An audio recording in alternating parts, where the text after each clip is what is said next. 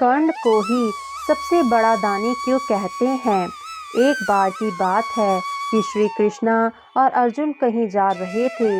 रास्ते में अर्जुन ने श्री कृष्णा से पूछा कि प्रभु, एक जिज्ञासा है मेरे मन में, अगर आज्ञा हो तो पूछूं। श्री कृष्णा ने कहा, अर्जुन, तुम मुझसे बिना किसी हिचकिचाहट के कुछ भी पूछ सकते हो। तब अर्जुन ने कहा कि मुझे आज तक यह बात समझ नहीं आई कि दान तो मैं भी बहुत करता हूँ, परंतु सभी लोग कर्ण को ही सबसे बड़ा दानी क्यों कहते हैं।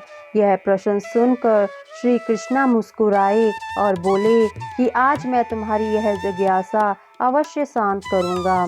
श्री कृष्णा ने पास में ही स्थित 2 पहाड़ियों को सोने का बना दिया। इसके बाद वह अर्जुन से बोले कि हे अर्जुन, इन दोनों सोने की पहाड़ियों को तुम आसपास के गांव वालों में बांट दो। अर्जुन प्रभु से आज्ञा लेकर तुरंत ही यह काम करने के लिए चल दिए। उसने सभी गांव वालों को बुलाया। उसने कहा कि वह सब लोग एक पंक्ति बना लें। अब मैं आपको सोना बांटूंगा, और सोना बांटना शुरू कर दिया। गांव वालों ने अर्जुन की खूब जय जयकार करनी शुरू कर दी।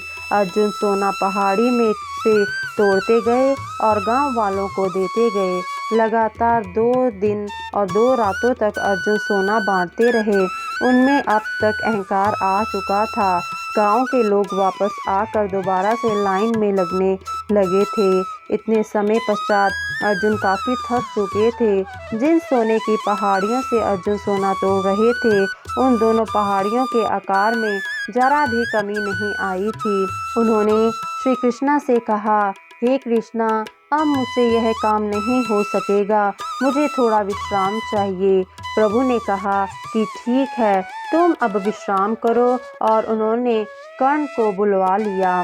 उन्होंने कर्ण से कहा कि इन दोनों पहाड़ियों का सोना इन गांव वालों में बांट दो। कर्ण तुरंत सोना बांटने चल दिए। उन्होंने गांव वालों को बुलाया और उनसे कहा, यह सोना आप लोगों का है, जिसको जितना सोना चाहिए वह यहाँ से ले जाए। ऐसा कहकर कर्ण वहाँ से चले गए।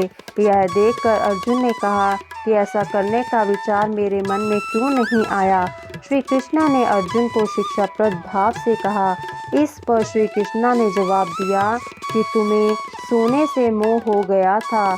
तुम खुद यह निर्णय कर रहे थे कि किस गांव वाले को कितनी ज़रूरत है, उतना ही सोना तुम पहाड़ी में खोद खोद कर उन्हें दे रहे थे।